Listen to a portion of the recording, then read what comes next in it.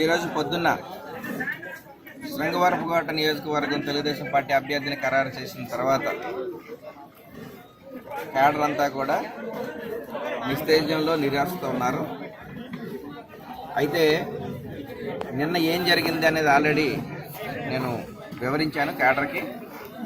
నిన్న మధ్యాహ్నం నాకు ఫోన్ చేసి పార్టీ ఆఫీస్ నుంచి అధికారికంగా నీకు టికెట్ కన్ఫర్మ్ చేశాము అని చెప్పి రాత్రి నుంచి పొద్దుంటికి జరిగే మార్పులో నిర్ణయం ఎందుకు మారిందో నాకు తెలియదు. పార్టీ నుంచి కూడా ఎలాంటి క్లారిటీ రావడం లేదు.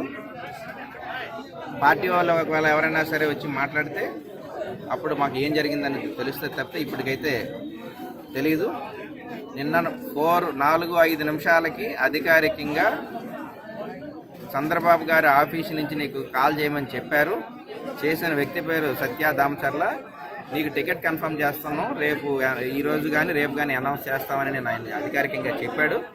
కానీ ఈరోజు మార్నింగ్ మాత్రం వేరొక పేరు ఉండడంతో మాకు కూడా ఏం జరిగిందనేది అర్థం కాలేదు.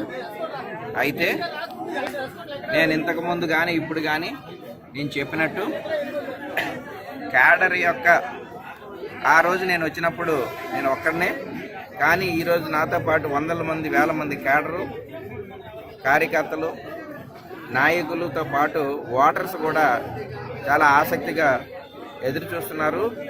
నన్ను నమ్మి ఇక్కడ ఏదో చేస్తానన్న ఉద్దేశంతో నా వెనక నడుస్తున్నారు. ఈ వీడియో కానీ మీకు నచ్చినట్లయితే లైక్, కామెంట్, షేర్ చేయండి. మరిన్ని అప్డేట్స్ కోసం సబ్స్క్రైబ్ చేయండి.